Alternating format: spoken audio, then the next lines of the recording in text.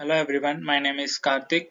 I am from ITS section and today on Tech Talk my topic is about 2 decades of UWB filter technology advances and emerging challenges in the design of UWB band pass filter.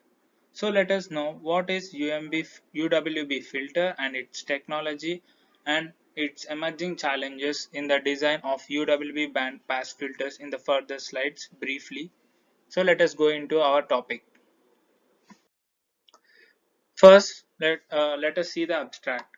Despite the fact ultra-wideband, also called as UWB technology, has been around for over 30 years, there is a new found excitement about its potential for communications. With the advantageous qualities of multi-path immunity and a low power spectral density, researchers are examining fundamental questions about UWB communication systems. Majorly, the whole report gives a complete picture about the properties of UWB signal and its advantages and its disadvantages. Generation of the UWB pulse using various techniques, modulation schemes, test bed applications, UWB regulations. The report mainly concerns with the survey about various techniques and also its comparison of generating UWB pulses.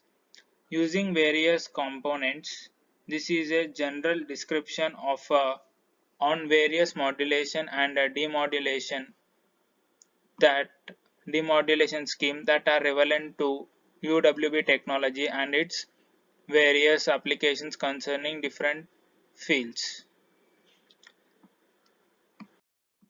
And let us, if we are say introduction, ultra wideband UWB radio is an revolutionary power limited and a rapidly evolving technology which employs short pulses with ultra low power for communication and ranging. UWB impulse radio system is found to be extremely useful and consists of various satisfying features such as high data rate, high precision ranging, fading robustness, and also cost transceiver implementation and robustness and low cost transceiver implementation. UWB is a very promising for low cost sensor networks. UWB is a fast emerging technology with uniquely attractive features, inviting major advances in wireless communications, networking, radar imaging, and positioning systems. Background of the technology. Ultra-wideband UWB has actually experienced over 40 years of technological developments. In fact, UWB has its origin in the spark gap transmission design of Marconi and Hertz in the late 1890s. Owing to the technical limitations, narrow-band communications were preferred to UWB. Originally, this concept was called carrierless or impulse technology due to its nature. UWB was used for applications such as radar, sensing, military communication, and localization.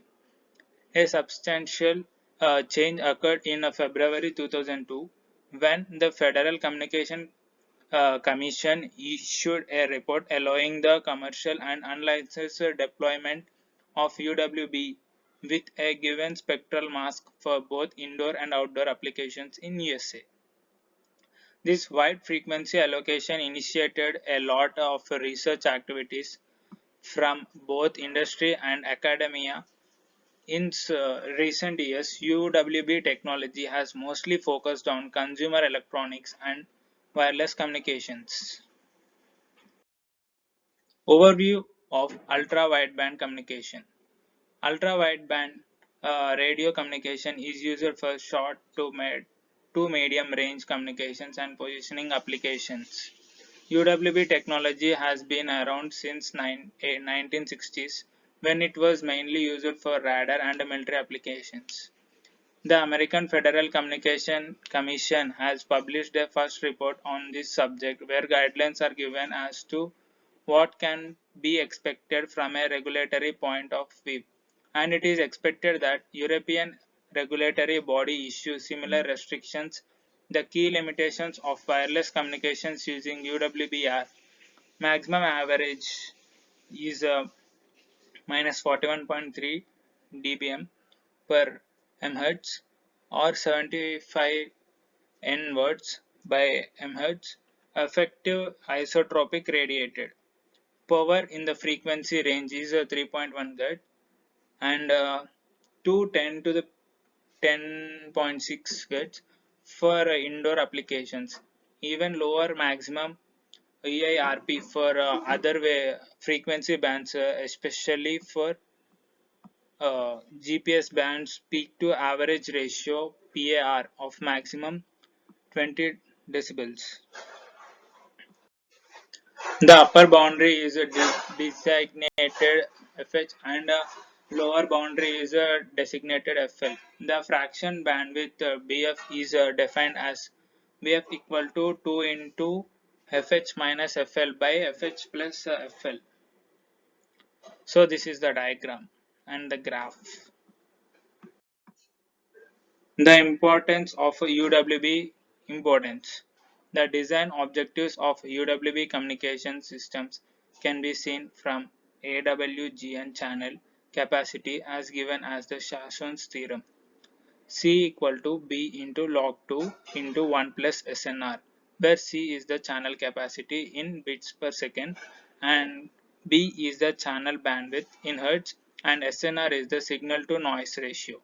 In ordinary narrow band systems, a given bandwidth is allocated to the service and used to only by the service. As frequency spectrum is a scarce resource, the bandwidth will usually be selected as small as possible. The only parameter of the channel capacity that can be adjusted is therefore the SNR, which is the design parameter that decides the performance of the system. Let us see some more importance of UWB communication systems. UWB system is not band limited as in the narrow band case, but instead power limited.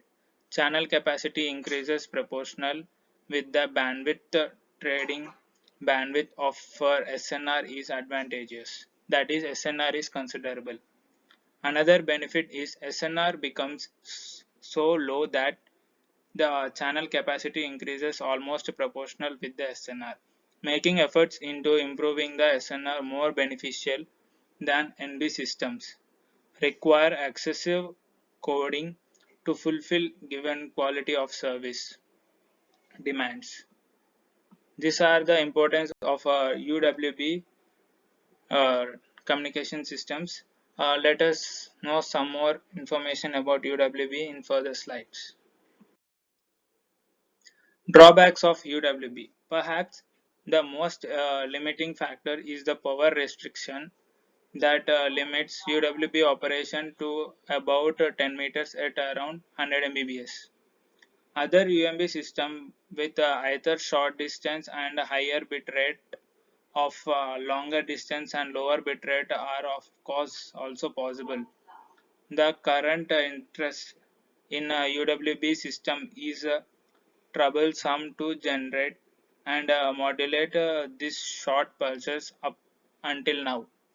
Recent advances in semiconductor process technology make it possible to integrate UWB pulse generators in a cost efficient manner and thus enable widespread use of UWB systems. And there are some more drawbacks of UWB systems. Let us see what are they. However, acquisitions and synchronism of UWB systems are still an open issue, as tracking the very short pulses with sufficient precision is very difficult. It may be that the transmitter can be easier and using less power than narrowband transmitters, but the receiver must be able to demodulate the signal in a reasonable way without using too much power and without costing too much. This could prove be a challenge as the signal has a bandwidth of several gigahertz. This is about the UMB technology and its advantages and emerging uh, design of UMB pass filter. Thank you.